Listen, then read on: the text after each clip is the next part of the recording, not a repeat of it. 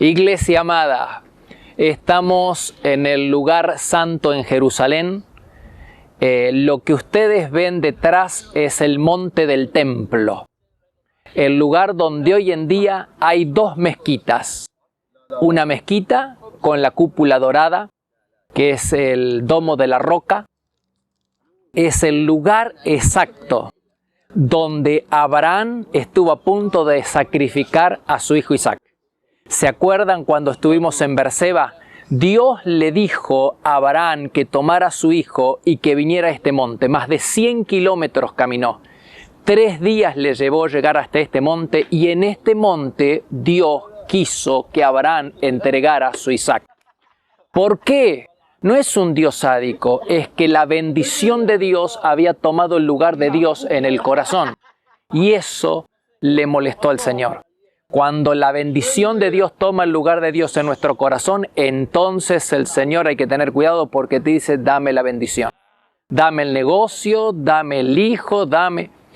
Y Abraham llega a este lugar, imagínate en aquel entonces, simplemente un monte, simplemente una roca, y está a punto de sacrificarlo. Cuando está a punto de hacerlo, el Señor le dice, lo detiene, envía un ángel, le dice, no lo hagas, veo tu corazón, que no me has negado ni siquiera a tu hijo. Así comienza la historia de lo que hoy vemos detrás. La próxima fotografía de esta historia es con David. David era un hombre conforme al corazón de Dios, pero dice la Biblia que un día pecó censando a toda la nación y creyendo que el poderío militar era la causa, la razón de su esplendor. Y le negó la gloria a Dios. Entonces Dios estaba a punto de castigarlo.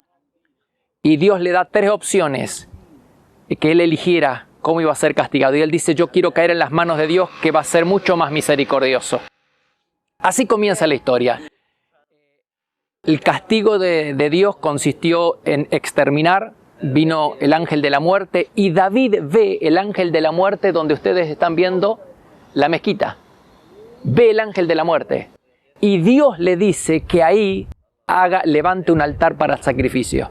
Así que David va, Araúna Jebuseo, ¿te acordás? Esto estaba en manos de los jebuseos, de un tal Araúna. Y él va y le compra. Este hombre le ofrece el lugar, pero él no lo quiere. Dice, no, no quiero algo que me sea regalado. La bendición, yo voy a pagar por la tierra. Y él paga 50 ciclos de plata, lo que es 50 shekel. Y paga por la tierra y levanta un altar.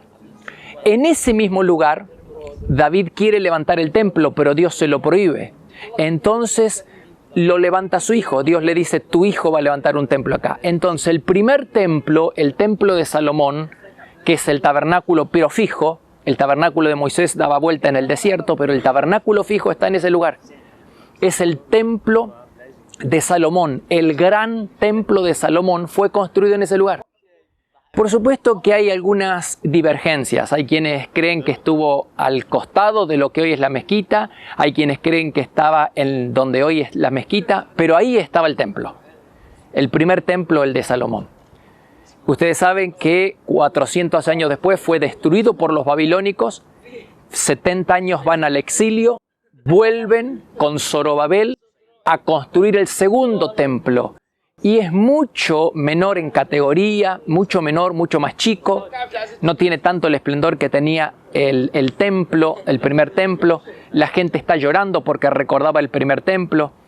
Y entonces el Señor dice que la gloria postrera va a ser mejor que la primera. Que no es simplemente el templo físico, sino que el templo va a ser el corazón de las personas. Así que ahí tenemos el segundo templo. Hasta que llegamos a la época de Jesús. Mejor dicho, varios años antes, 3 o 4 décadas antes, Herodes, ¿te acuerdas de Herodes? Herodes el Grande. Hermosea ese templo, el segundo templo, el de Zorobabel, lo hermosea. Y ustedes van a ver una explanada. Ahora les voy a mostrar fotos. La explanada, eso era una montaña, era un monte, pero era una explanada porque fue rellenado. Fue rellenado. Y ustedes van a ver que hay 4 paredones. Eso está construido por Herodes, 4 paredones para que no se caiga la explanada. Y uno de esos paredones es el muro de los lamentos. El muro de los lamentos no es un paredón del templo, sino de la contención de la explanada del templo, donde los judíos vienen para rezar, para poner papelitos. Ahí está en el muro de los lamentos. Así que ahí tenemos el tercer templo, que es el de Herodes, o segundo templo hermoseado, que es el de Herodes, destruido en el año 70. En el año 70 va a ser totalmente destruido cuando vienen los romanos. Hasta el año más o menos 600, donde vienen los musulmanes y levantan la mezquita. Esa mezquita que ustedes ven es del año 600. Ahí se cree que Mahoma tuvo una visión, que se encontró con Moisés y que recibió, y entonces por eso los musulmanes consideran ese lugar el tercer lugar más importante para ellos, es en Jerusalén. Así que es una capital mundial realmente Jerusalén, porque las tres religiones más importantes, que es el cristianismo, el judaísmo y los musulmanes, tienen su sede acá. Muy cerquita de acá, acá sucedió todo lo que tiene que ver con Jesús. Van a ver una imagen de Jesús que fue apresado en el Getsemaní, donde estamos nosotros, el Monte de los Olivos. Fue apresado en el Getsemaní. Ahora va a haber una foto para que ustedes vayan a ver que Jesús fue trasladado a la casa de Caifás, el sumo sacerdote. Él tenía el poder para matar a las personas si quería. Era un juicio religioso, podía haberlo matado a Jesús, pero no quiere. ¿Por qué? Porque Jesús tiene muchos seguidores en Galilea.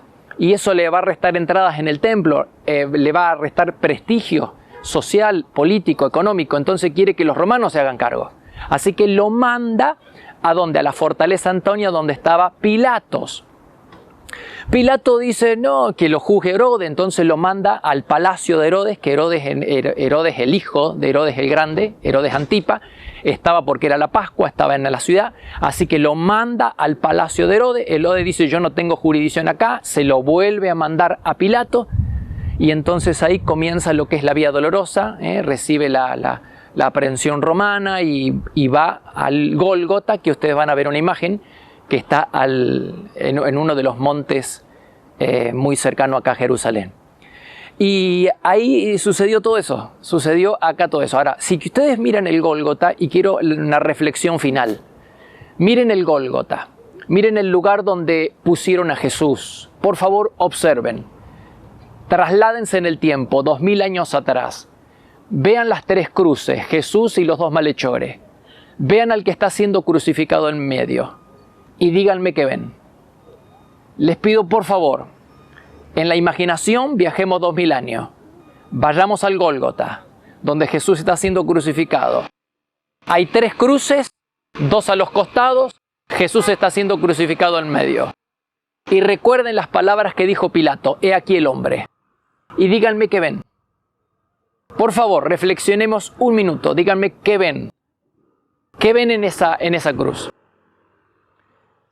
No me digan que lo que ven es un hombre ensangrentado, porque no estarían viendo realmente lo que está sucediendo. Es mucho más que un hombre ensangrentado. Lo que nosotros vemos es en esa cruz, por lo menos a mi entender, son dos cosas. Uno es el poder del pecado. Hermanos, lo que vemos en esa cruz es el poder del pecado. Lo que no pudo lograr Satanás, lo que no pudo lograr los demonios juntos, el infierno no lo pudo lograr. Lo que no pudieron lograr los principales líderes religiosos, lo que no pudo lograr con Jesús en el desierto, donde lo tentó 40 días, lo logró el pecado. El pecado rompió la comunión que Jesús tenía con el Padre.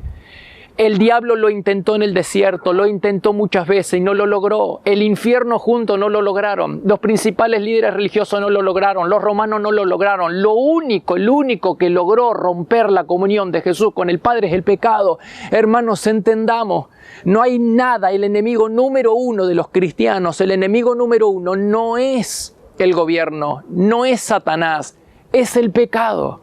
El pecado tuvo el poder, es tan grande el pecado, que tuvo el poder de separar a Cristo de su Padre. Y la segunda gran cosa que vemos en esa cruz no es simplemente un hombre ensangrentado, no es simplemente el poder del pecado, sino el poder del amor de Dios. Vemos el poder del pecado, pero también vemos el amor de Dios. Dios entregando a su único Hijo para la salvación de toda la humanidad. No hay otro lugar en el planeta donde pueda, es cierto que si nosotros Miramos las estrellas, leeríamos amor, amor, amor. Es cierto que si miramos a la naturaleza vamos a ver el amor de Dios, pero no hay otro lugar más que en la cruz, en el Gólgota. No hay otro lugar donde nosotros podamos ver tan tangible el amor de Dios que en la cruz del Calvario.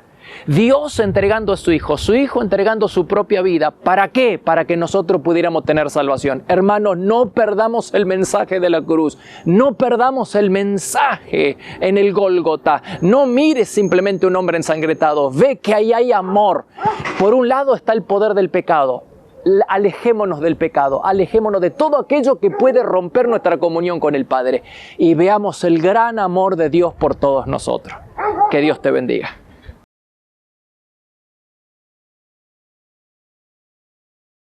Estamos en un lugar emblemático para todos nosotros, el Getsemaní. A mi espalda vas a ver el Monte de los Olivos, y los olivos que estás viendo, muchos de ellos tienen más de 2000 años. Se han encontrado por el sistema del carbono 14 que hay árboles de olivo que tienen 3000 años. Fue precisamente en ese lugar que estás viendo donde Jesús vino con sus discípulos. ¿Te acuerdas? Aquella noche, después de la cena, Él viene al Monte de los Olivos, va al Getsemaní, le dice a sus discípulos que se queden velando y orando, que Él iba a ir a orar también. Cuando vuelve los encuentra dormidos, vuelve por segunda vez, 3 veces hace lo mismo, ¿no?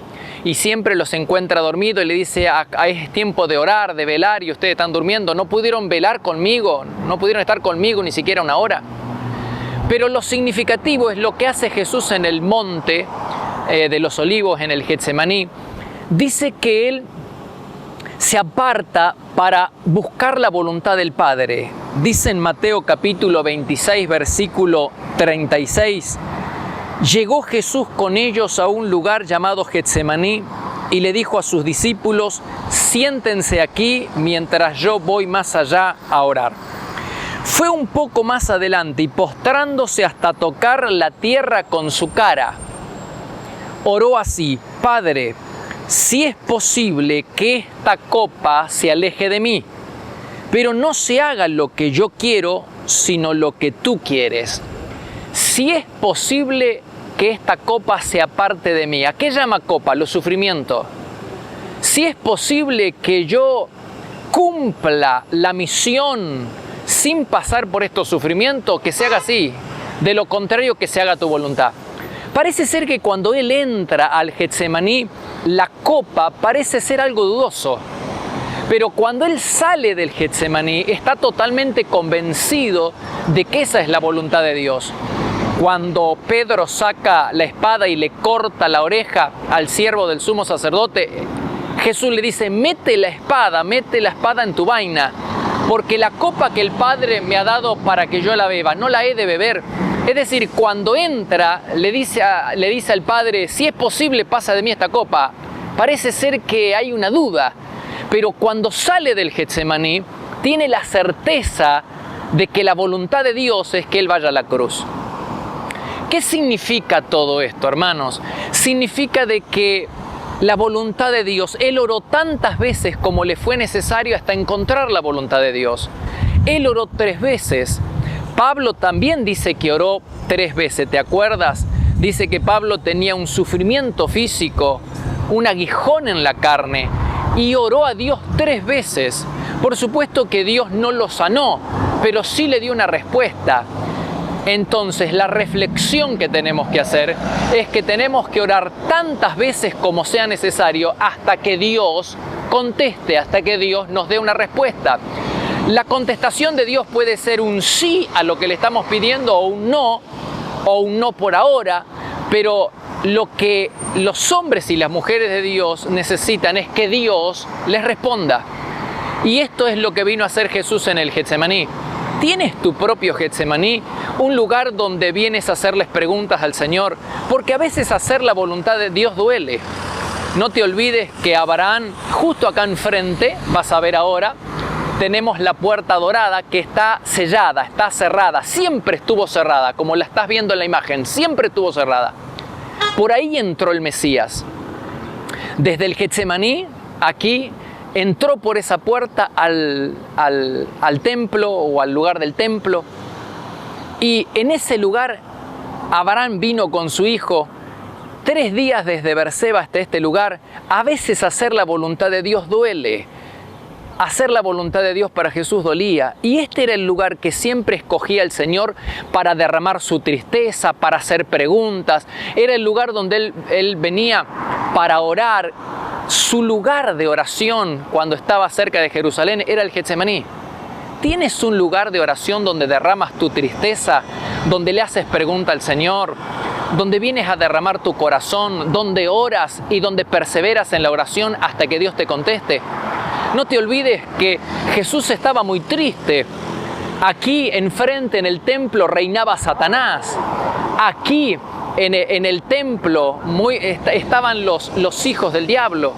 Y ahí lo tenés a Judas, el diablo apoderándose de él, Jesús lo sabía. Tenés a Pedro, que lo estaba a punto de negar. Tenés a los discípulos que lo iban a abandonar. Realmente él estaba triste. Pero él, ¿dónde va con su tristeza? Al Getsemaní. ¿Dónde vas cuando estás triste? Cuando estás apesadumbrado, ¿dónde vas? ¿Tenés tu propio Getsemaní? Getsemaní era para Jesús el lugar donde él derramaba su tristeza. Y era también un lugar íntimo, porque no vino solo. Él podría haber venido solo, vino con su discípulo y le dijo, quédense acá, oren conmigo. Inclusive se llevó a 3 personas con él. Los discípulos no pudieron hacer nada. Él sabía que los discípulos no lo iban a poder ayudar. Sin embargo, él los llevó. Qué paradoja, porque nosotros tenemos compañeros de asado, tenemos compañeros para ir a pescar, compañeros de vacaciones, gente que viene con nosotros, que está con nosotros en la vida, pero tenemos compañeros de oración, tenemos gente íntima que ora con nosotros, que nos apoya, que nos apoyamos mutuamente. Jesús los tenía. No solamente tendríamos que tener amigos para el asado y para los fines de semana y para las vacaciones, sino también amigos de oración. ¿Y dónde los encontramos? Los encontramos en la célula, en el aposento alto, en la iglesia. Quiero que encuentres personas íntimas de confianza con las que puedas orar. ¿Tienes tu propio Getsemaní? Este lugar es el lugar que Jesús escogía. ¿Tienes tu propio Getsemaní? Deberías tenerlo. Un lugar donde le haces pregunta al Señor, un lugar donde vienes a derramar tu tristeza, un lugar donde insistes para orar hasta que Dios contesta tu oración. Jesús necesitó orar 3 veces, Pablo necesitó orar 3 veces. Probablemente tengamos la respuesta orando 2 o 3 veces, o no, quizás tengamos que orar mucho más. Pero la idea es que estemos en el Getsemaní, en ese lugar secreto, hasta que Dios conteste nuestras oraciones. Que Dios te bendiga. Te esperamos para adorar a Dios en cualquiera de nuestras reuniones.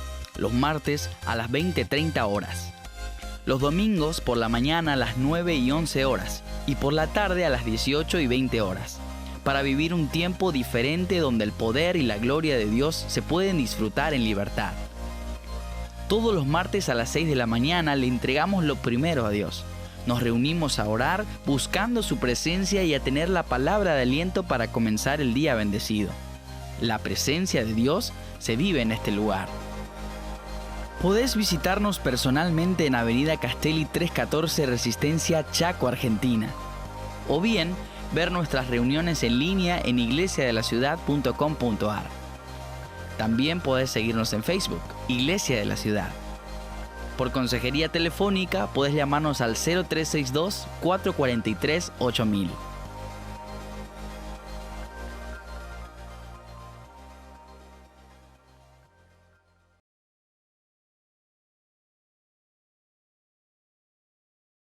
Iglesia, estamos en el jardín de la tumba, en el lugar de la calavera. La calavera es porque el Gólgota es la calavera. Era un lugar, ahora van a ver una foto, un lugar donde parece una calavera. Se cree con total probabilidad que en este lugar el Señor fue crucificado y que fue sepultado. Van a ver el lugar donde lo pusieron. Y quiero que leamos un pasaje que está en Marcos capítulo 16. Dice, cuando pasó el sábado, María Magdalena, María la madre de Jacobo y Salomé compraron especies aromáticas para ir a ungir el cuerpo de Jesús. Muy de mañana, el primer día de la semana se dirigieron al sepulcro. Iban diciéndose unas a otras: ¿quién nos quitará la piedra de la entrada del sepulcro? Pero al fijarse bien se dieron cuenta de que estaba corrida. Al entrar en el sepulcro vieron a un joven vestido con un manto blanco, sentado a la derecha, y se asustaron. «No se asusten», les dijo, «ustedes buscan a Jesús el Nazareno, el que fue crucificado. Ha resucitado, no está aquí». No está aquí. La gloria de esta tumba es que está vacía. La gloria de esta tumba es que está vacía. Puede verse el cuerpo momificado de muchos líderes de muchas religiones en el mundo. Lo que nadie puede exhibir es el cuerpo del Señor Jesús, porque, como estamos viendo, no está aquí. Y si bien es cierto que Dios es omnisciente y omnipresente y está en todas partes, sin embargo hay lugares donde no está. Por ejemplo, Jesús no está en la cruz. Es un error llevar una cadenita, una cruz con un hombre crucificado, porque Él no está en la cruz. ¿En dónde más no está Jesús? Jesús no está en la tumba. Estuvo en la tumba, porque el texto bíblico dice de que José de Arimatea fue a Pilato a pedirle el cuerpo y se lo entregaron. Y él lo puso en el sepulcro. Estaba, pero no está más. Así que no está en la tumba, no está en la cruz. ¿Y dónde más no está Jesús? Jesús no está en los templos. Dios vivía en el templo, como lo vimos en el tabernáculo, como lo vimos en el templo, en el lugar santísimo, era el lugar de la habitación de Dios, pero ya hoy no vive en el templo, por lo menos un templo hecho humano, sino en un templo que somos nosotros, la casa espiritual. Así que hay tres lugares donde Dios no está. Dios no está en la cruz, Dios no está en los templos y Dios no está en la tumba. La gloria de este lugar es que no hay nadie, que está vacía. Sería una tragedia para nosotros. El cristianismo se vendría abajo. Hermanos, el cristianismo se vendría abajo si encontráramos una tumba con Jesús adentro. Ese hombre que fue crucificado, el Hijo de Dios, Dios entregó a su Hijo, se encarnó, pisó esta tierra, fue a la cruz, murió en nuestro lugar, pagó por cada uno de nosotros. Lo pusieron en una tumba, pero no está en la tumba. La gloria de este lugar, hermanos, es que no está aquí. Celebramos al Señor, a Dios que nos entregó a su Hijo murió en la cruz por cada uno de nosotros, pagó, fue un puente para que nosotros volviéramos a tener relación con el Señor, es la puerta de entrada al cielo, Jesucristo. Y en este lugar celebramos de que ha resucitado. Jesús ha resucitado, Jesús ha resucitado.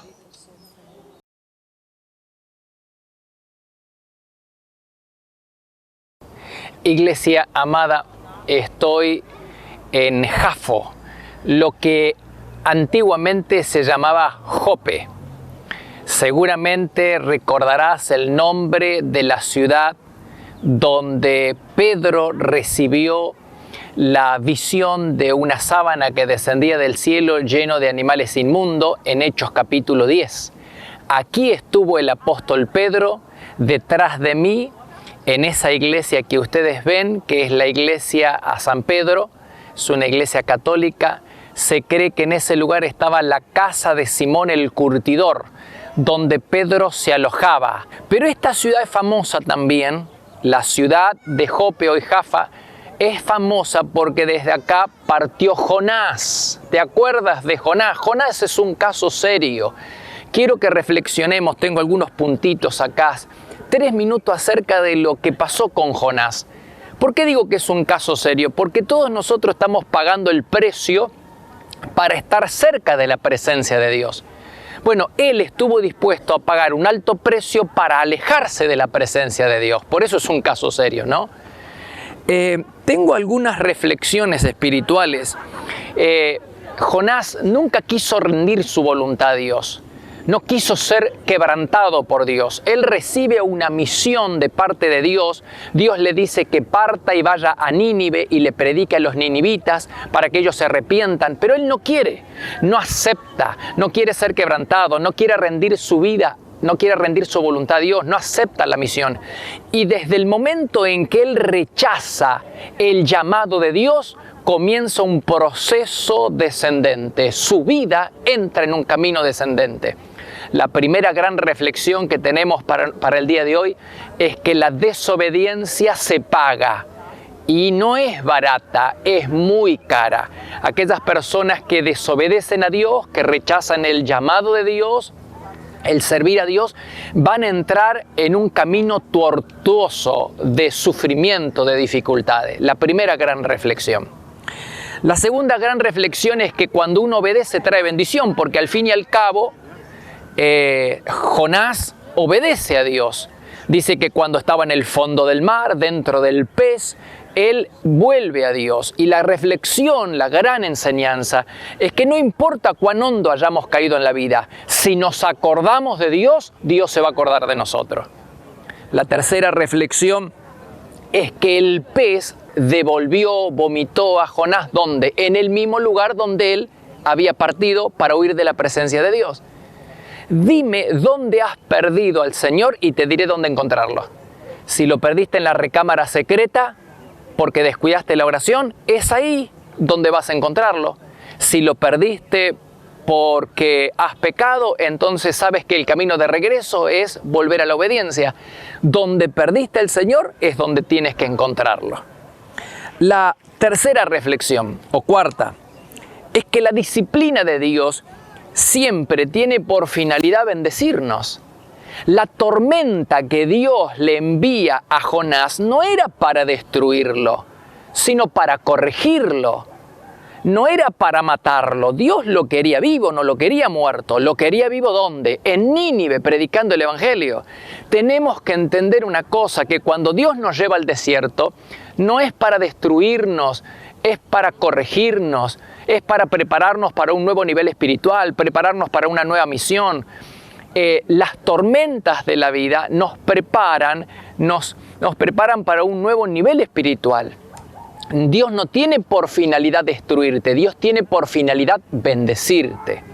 La quinta enseñanza es que en la desobediencia nunca hay gozo. Quiero que entiendas que Jonás nunca tuvo gozo.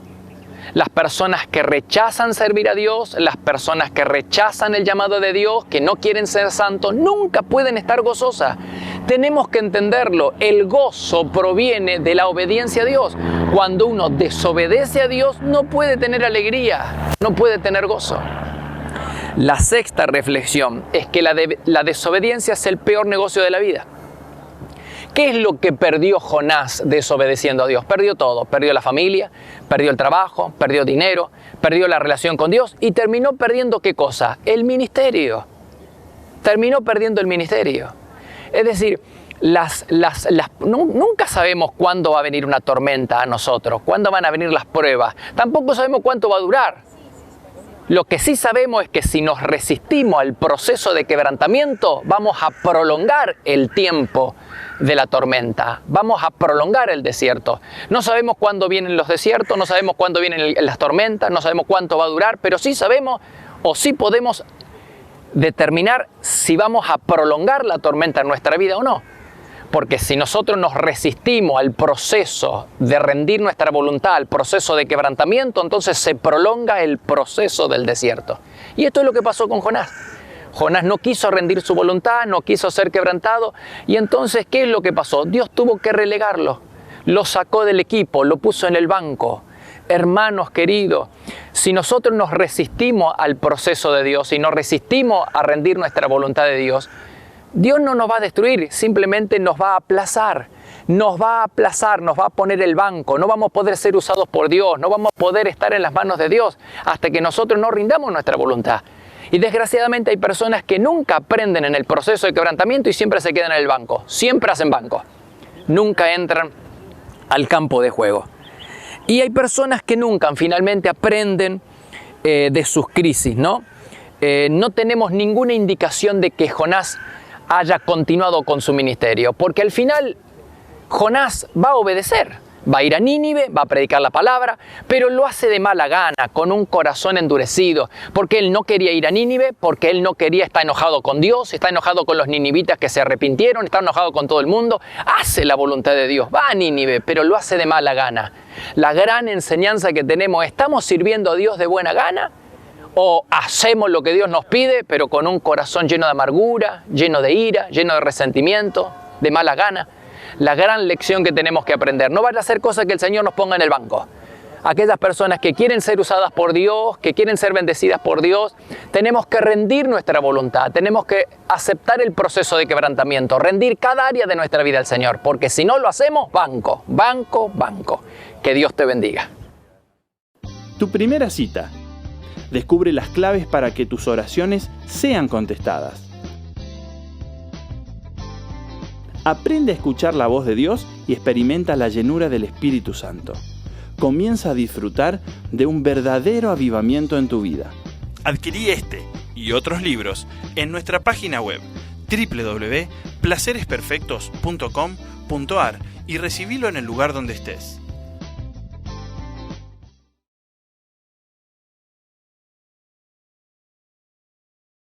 Estamos en la cima del Monte Carmelo, uno de los lugares más representativos, significativos del Antiguo Testamento, donde el profeta Elías hizo descender fuego del cielo.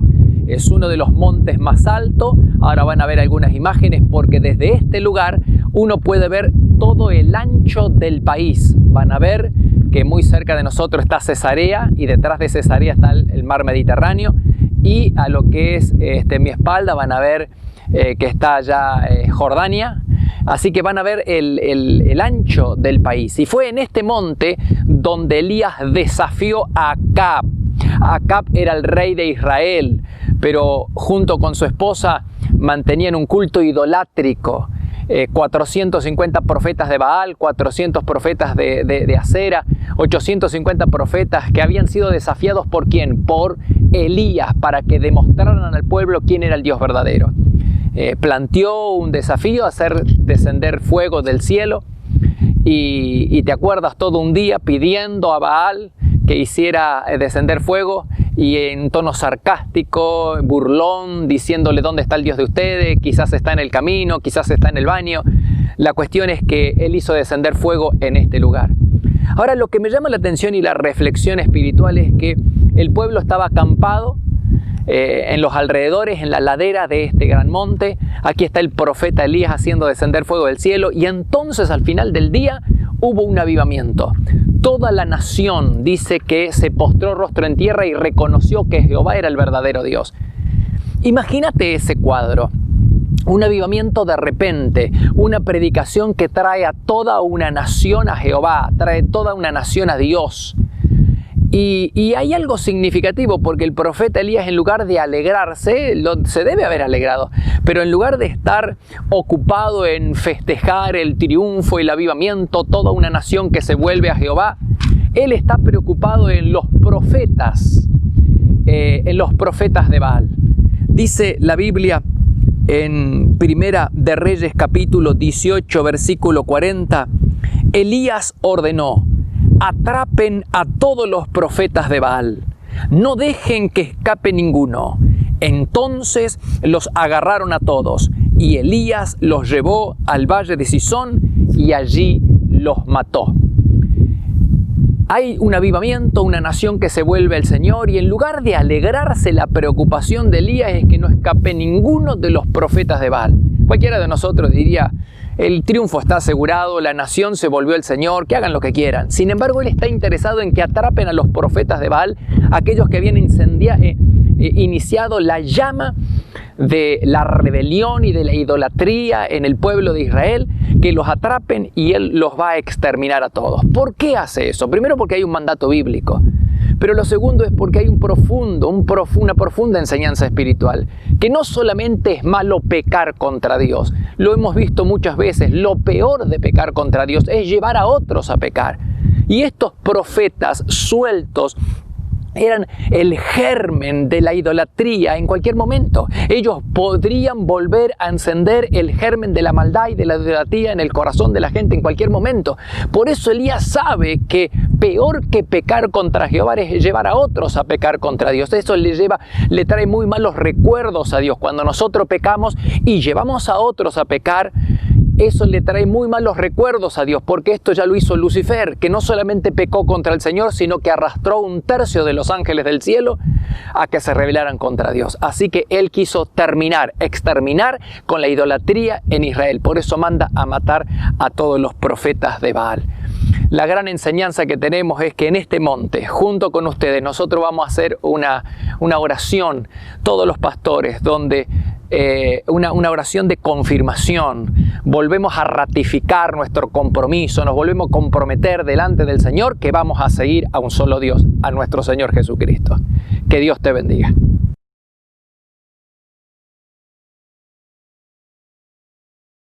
Amada Iglesia, qué privilegio para mí saludarles desde este lugar, un lugar emblemático bíblicamente hablando.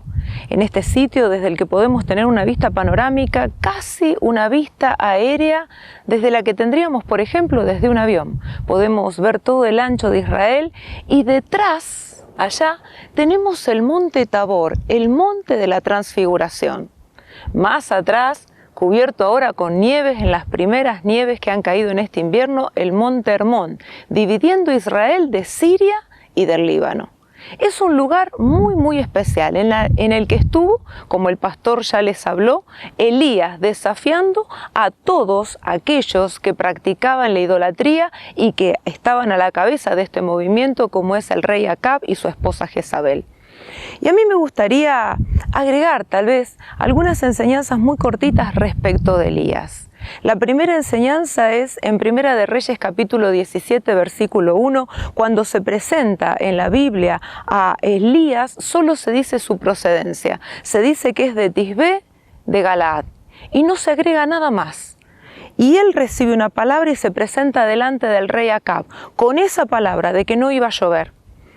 Y la primera cosa que yo quiero resaltar es que cuando Elías se presenta, lo hace de la misma manera que la Biblia lo presenta. No hay credenciales humanas, sino solo divinas. ¿Por qué? Porque Elías dice, yo vivo en la presencia de Dios. O sea, él da como credencial su cercanía al Dios vivo.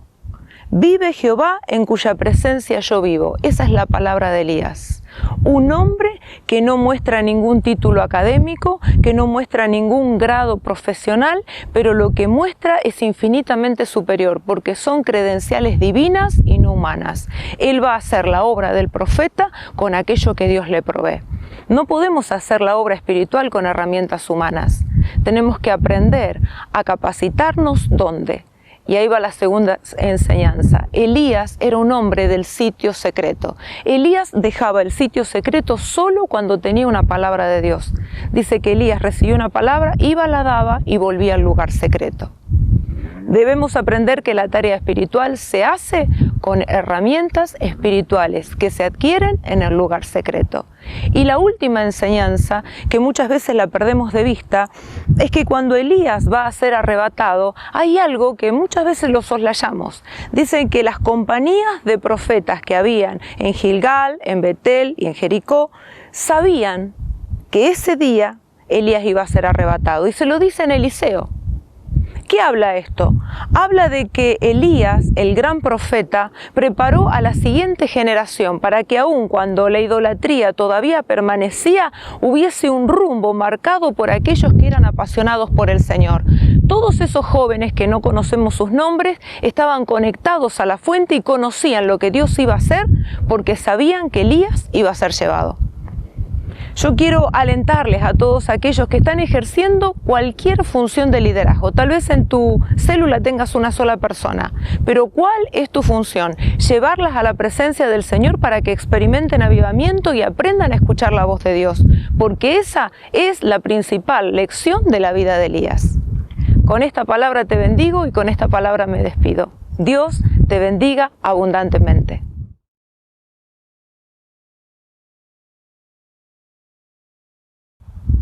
este lugar es muy significativo porque acá estuvo la presencia de Dios. Estuvo, pero no está más. Y lo que ustedes ven a mi alrededor simplemente son ruinas, tapera, piedra sobre piedra. Lo que un día fue algo floreciente, una nación en su esplendor, con el arca de la presencia de Dios, con el tabernáculo, con un pueblo protegido y guiado por el Señor, hoy es simplemente ruinas. Es el testimonio de lo que pasa cuando un pueblo se aleja de Dios. ¿Por qué? Silo, esto es Silo. ¿Qué pasó en Silo? La capital de la nación se estableció acá. Cuando los israelitas vinieron de Egipto, se establecieron acá. 369 años. Todo el libro de los jueces ocurrió acá. Acá se levantaba el tabernáculo. Vas a ver la imagen del tabernáculo en tamaño real. Así era el tabernáculo, como lo estás viendo, en tamaño real. Por supuesto que esa es una foto que sacamos en otro lugar, porque acá, insisto, solamente hay piedra. Pero ese tabernáculo estaba acá. La presencia de Dios moraba en este lugar. La presencia de Dios traía alegría, traía gozo, traía protección, traía prosperidad a toda la nación. Hermano, ¿qué es lo que ves? No ves prosperidad, no ves alegría, no ves más que ruina.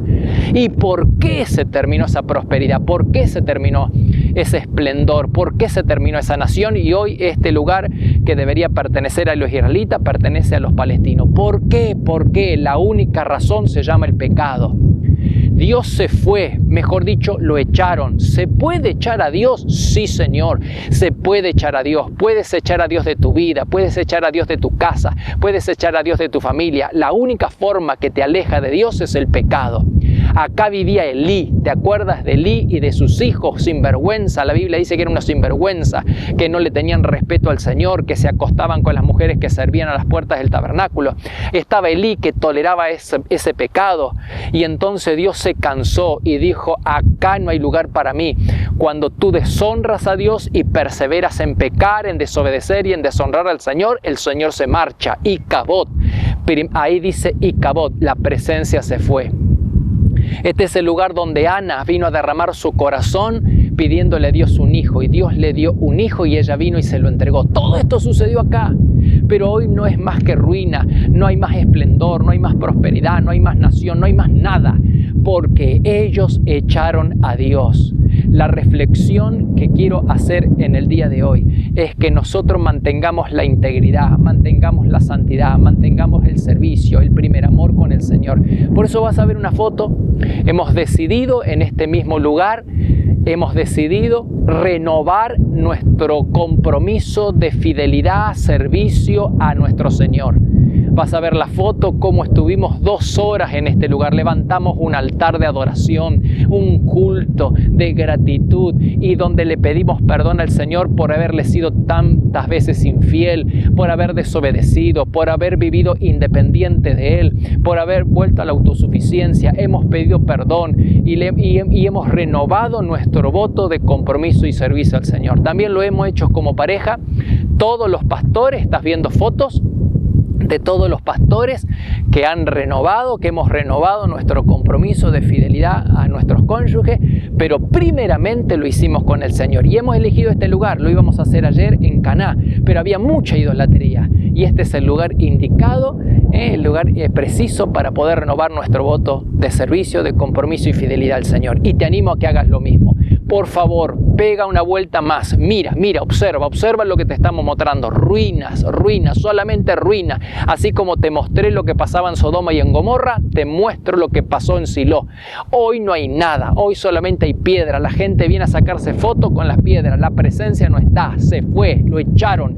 No hagamos lo mismo, Lo único que puede echar a Dios de tu vida, echar a Dios de la iglesia, echar a Dios de tu trabajo, echar a Dios de tu ministerio, es el pecado. Renuncia al pecado, aléjate del pecado, y la presencia de Dios estará contigo y en tu familia. Que Dios te bendiga.